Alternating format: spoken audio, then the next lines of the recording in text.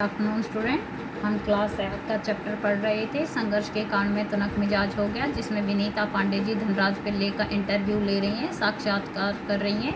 वो क्वेश्चन उनसे पूछ रहे हैं और वो जवाब दे रहे हैं। देखिए अब विनीता जी अगला क्वेश्चन क्या करती हैं। आपने सबसे पहले कृत्रिम घास एस्ट्रोटर्फ पर हॉकी कब खेली? अब वो उनसे क्वेश्चन करती हैं कि भाई जो कृत्रिम घास है, आपने उस पर पहली बार हॉकी कब खेली? अब धनराज जी क्या कहते हैं, मैंने सबसे पहले कृत्रिम घास तब देखी जब राष्ट्रीय खेलों नेशनल्स में भाग लेने 1988 में दिल्ली आया। मुझे याद है कि किस तरह सोमैया और जोकीबम कारवाल्हो मुझे एक कोने में ले जाकर कृत्रिम घास पर खेलने के गुर बता रहे थे, और जब वे बताने में लगे हुए थे मैं झुक झुक कर उस मैदान को छू रहा था। मुझे विश्वास ही नहीं हो रहा था कि विज्ञान इस कदर तरक्की कर सकता है जिसे कृत्रिम घास तक उगाई जा सके। वो कहते हैं जब मैं राष्ट्रीय खेल नेशनल्स में भाग लेने 1988 दिल्ली गया, तब मैंने वो कृत्रिम घास देखी। कहते हैं जो मेरे सिखाने वाले हैं, मुझे कोच हैं, मुझे याद है कैसे सोमैया और जोकलिन कारवाल्हो मुझे एक कोने में ले गए थे और मुझे कृत्रिम घास पर खेलने के गुण बता रहे थे, किस तरह खेला जाना है वो बता रहे थे। लेकिन जब वो मुझे ये बातें बता रहे थे तो मैं क्या कर रहा था, उस घास को बार बार टच करके देख रहा था। मुझे यकीन ही नहीं हो रहा था कि साइंस ने इतनी तरक्की कर ली है कि उसने कृत्रिम घास तक भी उगा दी है। अब विनीता जी अगला क्वेश्चन करती हैं, हर युवक का ये सपना होता है कि उसके पास एक कार हो। आपके पास अपनी पहली कार कब आई? अब वो कहती है हर आदमी का सपना होता है कि उसके पास एक गाड़ी हो, तो आपके पास आपकी पहली कार कब आई थी? धनराज जी क्या कहते हैं, मेरी पहली कार एक सेकेंड हैंड अर्मडा थी। वह मुझे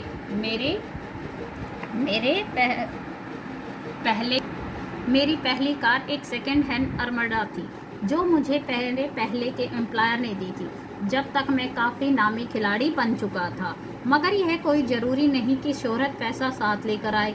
मैं तब भी मुंबई की लोकल ट्रेनों और बसों में सफ़र करता था, क्योंकि टैक्सी में चढ़ने की हैसियत मुझ में नहीं थी। मुझे याद है एक बार किसी फोटोग्राफर ने एक भीड़ से भरे रेलवे स्टेशन पर मेरी तस्वीर खींचकर अगली सुबह अखबार में यह खबर छाप दी कि हॉकी का सितारा पिल्ले अभी भी मुंबई की लोकल ट्रेनों में सफ़र करता है।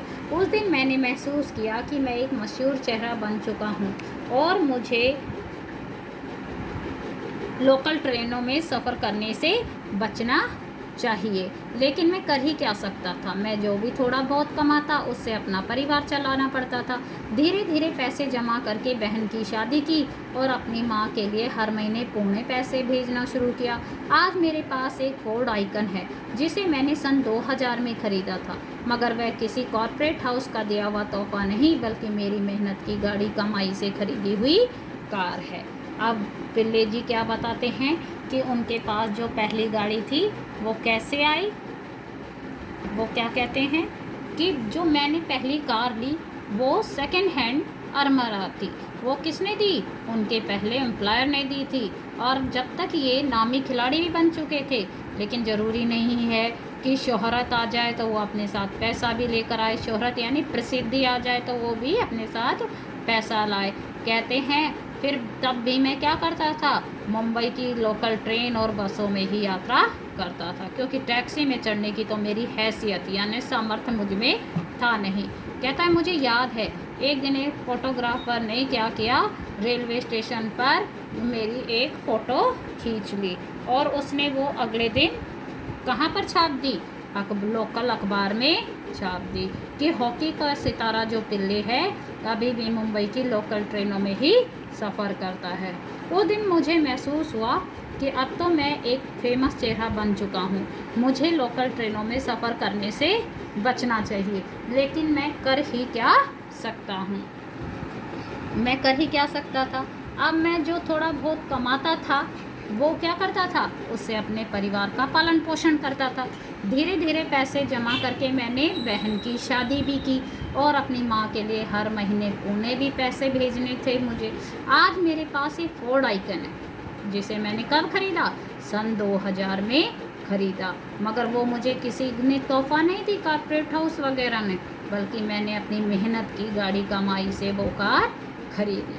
अब विनीता जी कहती हैं, सफलता का आपके लिए क्या महत्व है? हॉकी को आपने इतना कुछ दिया, इसके बदले आपको क्या मिला? वो कहती हैं, आपकी सफलता का, इसका राज का क्या महत्व है, बताइए मुझे। और हॉकी ने को आपने इतना कुछ दिया है, लेकिन इसके बदले में हॉकी ने आपको क्या दिया? अब वो क्या बताते हैं धनराज जी। कुछ रुपए इनाम में मिले थे, मगर आज खिलाड़ियों को जितना मिलता है उसके मुकाबले में पहले कुछ नहीं मिलता था। मेरी पहली जिम्मेवारी थी परिवार में आर्थिक तंगी को दूर करना और उन सबको एक बेहतर ज़िंदगी देना। विदेश में जाकर खेलने से जो कमाई हुई उससे मैंने 1994 में पुणे के भाऊ पाटिल रोड पर 2 बेडरूम का एक छोटा सा फ्लैट खरीदा। घर छोटा ज़रूर है, पर हम सब के लिए काफ़ी है। 1999 में महाराष्ट्र सरकार ने मुझे पवई में एक फ्लैट दिया। वह ऐसा घर है जिसे खरीदने की मेरी खुद की हैसियत कभी नहीं हो सकती।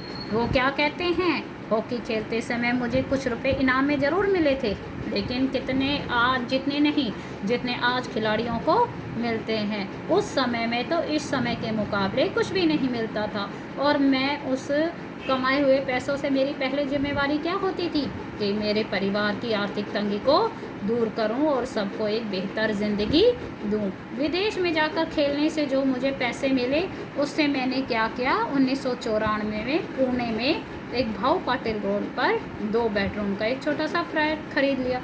घर छोटा ज़रूर था, पर हम सब के लिए वो काफ़ी था। 1999 में उसके बाद महाराष्ट्र सरकार ने मुझे पवई में एक फ्लैट दे दिया। वो घर ऐसा है जिसे खरीदने की मेरी तो खुद की हैसियत कभी नहीं हो सकी। मुझ में तो ये सामर्थ्य कभी भी नहीं हो सकता।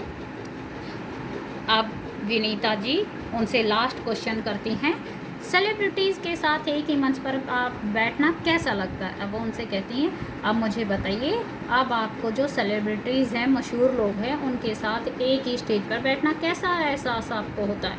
धनराज जी कहते हैं, बहुत अच्छा। जब हम राष्ट्रपति से मिले तब ये महसूस हुआ कि हम कितने खास हैं। हॉकी है जिसके चलते हर जगह प्रतिष्ठा मिले। अब धनराज जी क्या जवाब देते हैं, बहुत अच्छा लगता है मुझे। और कहते हैं, मुझे उस दिन पता चला कि मैं कितना खास हूँ जब हम हमारे माननीय राष्ट्रपति जी से मुझे आकर वो मिले। हॉकी ही है जिसकी वजह से मुझे इतनी प्रतिष्ठा, सम्मान और इज्जत मिला है, जिससे मैं इन सब से मिलने के काबिल हो सका। हॉकी है जिसकी वजह से मुझे इतना समाज में और देश में सम्मान प्राप्त हुआ है।